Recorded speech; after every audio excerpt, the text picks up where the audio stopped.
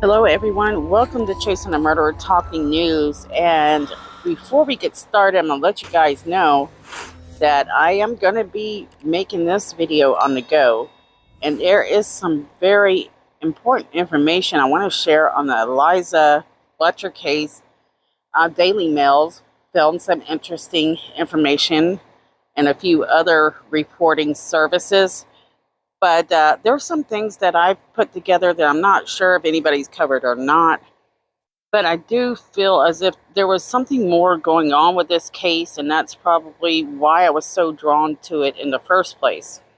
This abduction of this teacher in Tennessee just didn't make sense. It didn't seem like just a sporadic abduction, in my opinion. And the guy that is accused of abducting her was acting odd. I feel like he did something more than he planned to do, something he wasn't ready for. And you have to know, why would he be doing this? If you're not familiar with this case or what I'm talking about, you're going to have to watch the first few videos, at least the one before this one, and catch up on who Eliza Fletcher is. So, as many of you know that's following this case and watching this video, there are some pretty sketchy things going on within this case. First of all, you have a woman that comes from a pretty prominent family. Her grandfather is, the founder of a hardware store that went on to make what they're saying in the articles anyways. I haven't had time to really research the numbers yet, so I'm going to go by that. Billions.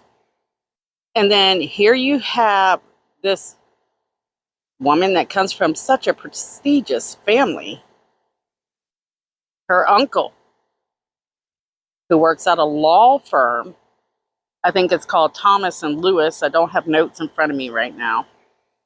He had a run-in with the same guy that has attacked Liza at the University of Memphis. The guy's name that I'm using is Abston. Abston. He just now got out of prison, serving over 20 years, for attacking that attorney. He's only been out of prison maybe a couple of years, and here he is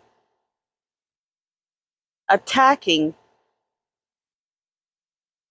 this young lady who seems to be attached to this guy, Michael Kenny Durand. Daily Mail has a decent write-up. They have a few things, mistypes and stuff, but decent. But they are sharing some interesting information, and that's where I took what they shared and dug a little deeper. The guy up there with the glasses, that's the attorney that Abston attacked, threw in the trunk, and luckily a guard discovered him in the trunk. This is what stories were writing earlier, that if he wouldn't have saved him, he would be dead in that trunk. What a coincidence, huh? And we have found out that it is for sure that the remains that they found at that abandoned house was Eliza Fletcher. Incredibly heartbroken by this, because and something is off about this attack on Liza. Firstly, whoever was after her seemed to be specifically after her. She was running, which means most times they do not have a wallet, any kind of cash. And again, Epstein's brother, Mario, said that he was really acting strange, and he was washing clothes in a sink. He was washing his car out. And police already found shoes he left behind with his DNA on it. They already determined that those shoes are his, most likely. And They have video footage of it. So he's also got other charges connected to a different case where he was actually stealing money from his co-worker. Now let's talk about Liza's uncle. And I'm not even finished researching. This is just like 10 minutes worth of work. Remember that company that her family is attached to, that her grandfather founded and made loads of money. And I've often wondered, what's her role and how is she even attached to any of the stocks? Did she have any inheritance? How close was she with the grandfather? What about her mother? So we know that the uncle now, well, at least I do, and I'm going to share that with you right now. He is actually a stockholder in the company. Not only that, he's also on the board of directors for Orgill Inc. His bio also mentions the fact that he's on the board for the Bank Tennessee. That's not it. Michael Kinney is a managing shareholder at the Memphis office of Lewis, Thompson and Law Firm. So that same law firm that he works for, that defense attorney worked for as well. And then December 16th of 2021, Michael Kinney has been selected as a chairman of the Board of Commissioners for the Memphis Shelby County Airport Authority, so the MSCAA. And he was actually elected for, I think, a 5-year term by the board members in 2021. How would that be so beneficial to someone, I wonder? Here we go. So he actually joined the MSCAA in 2015. Kinney, well, he's also a member of the Tennessee Sports Wagering Advisory Commission. Really interesting. He's president of the University Neighborhoods Development Corporation. And I have a few things I can share with you where he answers questions on one of the websites that kind of gives, a chat. Let's start off with some basic information. So it says that he is of counsel at the Lewis Thompson Memphis office. He practices in the area of civil litigation, handling matters in the state and federal court. And he has a lot of experience, extensive trial experience is what it says here, as well as experience in handling appellate matters. That's pretty interesting. He says that he is an active in the community and serves on the board of directors for the Central Board of the Boys and Girls Club of Greater Memphis. And again, he's also on the Memphis Shelby County Airport Authority Board of Commissioners. So Mr. Kinney is a Rule 31 listed mediator in the General Civil Mediation for the Supreme Court of Tennessee. So let's learn a little bit more about him personally. And here's something I'm actually learning, looking him up online, is he's a man that knows how to say the right things and when. On a get to know a members website on Tennessee.gov, he's asked a series of questions, and he answers quite interestingly on some of these, and I picked a few of those to read with you. I may be stumbling a bit because I don't know this inside out yet. I'm just actually learning it and sharing it as we go. So a guy that goes by LT asked Kinney, what is one of the most memorable moments in your life so far? And Mike says, if Rod Fields is reading this, then my most memorable experiences is playing golf at Cypress Point and St. Andrews. If my wife is reading this, then it's the birth of our children. Mike seems to be big on mingling with the upper level people and has his hands mixed in politics and spends a lot of time on the golf course doing community work and doing his duty on the board. I want to know, how does he have time to make kids? But Mike says one of the main things he likes to do in his life is to spend time with his family as he can, he says. He likes to play, in parentheses, basically poor golf and dabble a little in local politics. So here you have a very interesting combination with this guy. And I'm not saying this guy he's done anything, but he's very interesting because first, he's an attorney. He's dabbling in politics. And he's on the board of the company his grandfather started. And now his niece was abducted by the same guy that had abducted somebody from his law office about 22, 23 years ago. So let's talk a little bit about Epstein. So Daily Mail was able to dig up some interesting information. And like I said, I only had a few minutes to do a little bit of research and put things together. And I'll try to continue to research and see what I can find. But once this comes out, I'm pretty sure all the people that have easy dippings into resources will really have something to put together and put it together quite quickly, if they haven't already. So remember that attorney that is working at Liza's uncle's law firm? And I don't know if I mentioned this. I'm all over the place today, aren't I? I'm trying to hurry.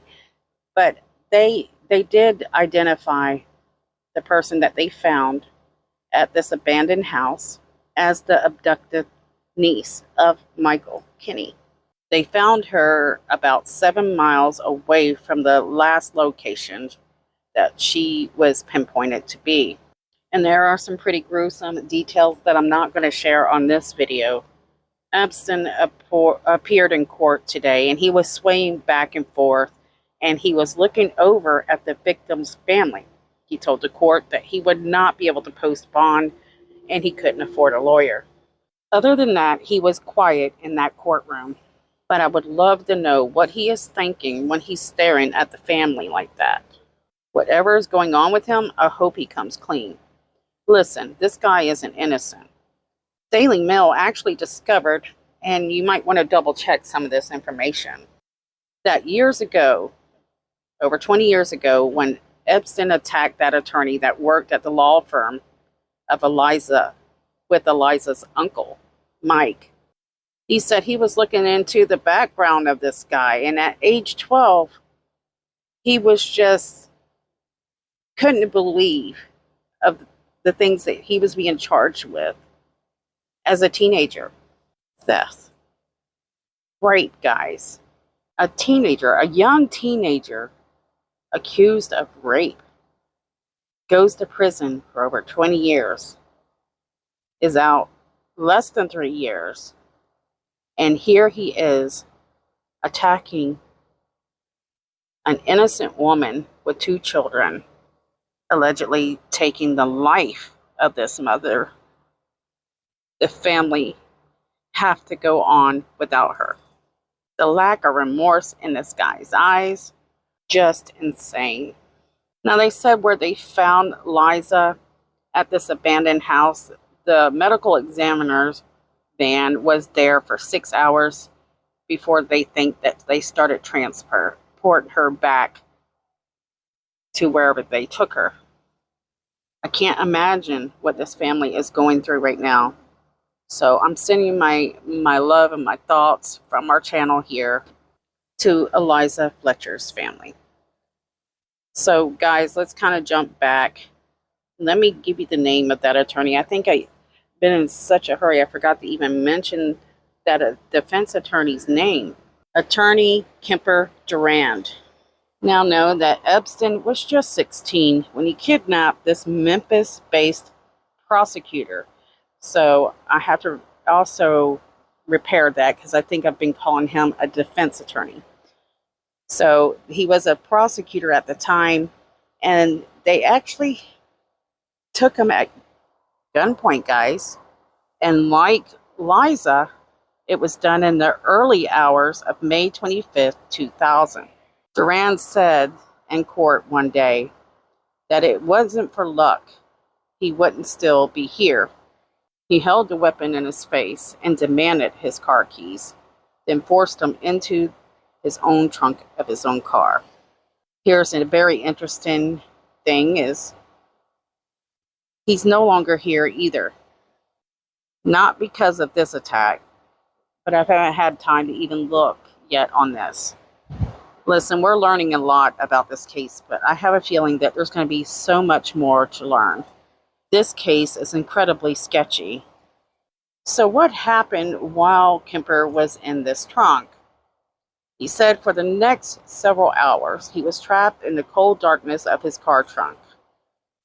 And Epstein, who had an even younger teen with him, drove the cart throughout the city, and from time to time, he could feel the car stop. When they would stop, they would pull Kemper out of the trunk, make him withdraw money from the ATM machine. And when they reached another ATM machine, there was a guard standing there, and Kemper was able to yell for help. And it was at that point that the attackers fled. So this guy, Kemper, he graduated from Yale. That's what I'm seeing on some of the articles. And as I mentioned before, Epstein was actually caught. He was convicted. He spent over 20 years in prison. And Duran actually challenged his sentence. And this information was gotten by, I think, Commercial Appeal. And you can read a pretty good article. I'm not going to say this name. You can read it right here. Go check out his article. And you know, it's really sad because we're seeing a lot of this right now. We already have climbing violent attack rates, kidnapping, abduction. We have child abuse. It's just insane. We got children that are staying with families and parents that shouldn't. Ends up turning out to be a very sad story. And a lot of it because people like him getting out 4 years early, not serving their entire sentence. I don't believe that they should be getting out early, if anything, and they should have better rehabilitation for people like this guy. Now, there's a lot more I can probably come up with, but I'm out of time, guys, and I did this in a hurry, so forgive me for hopping and background noise and not pictures that aren't fading in and out perfectly. I want to close on the memory of Eliza Fletcher. Many people, friends and family, saying that she was a very good teacher. She's taught since 2015. The school has made several posts claiming that she was a very creative teacher, trying to help these kids learn, all of them. She was passionate and she cared. Friends that loved her dearly were afraid that it might turn out this way, and it's been difficult. Her husband has been in tears, very emotional. He has lost the best part of his life. The kids will miss a very good mother. This senseless crime has created a devastating, impactful situation that will impact 2 innocent children for the rest of their lives. And I hope this time that they're able to throw the book at him and he never be able to get out from behind bars ever again. And I hope that they're able to find the truth of what happened and why. Sending my love to the family, friends of Eliza Fletcher.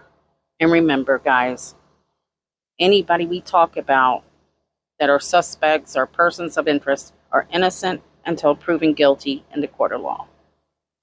Thank you guys for caring. Thank you for supporting this channel. Love you guys, and I'll see you guys soon.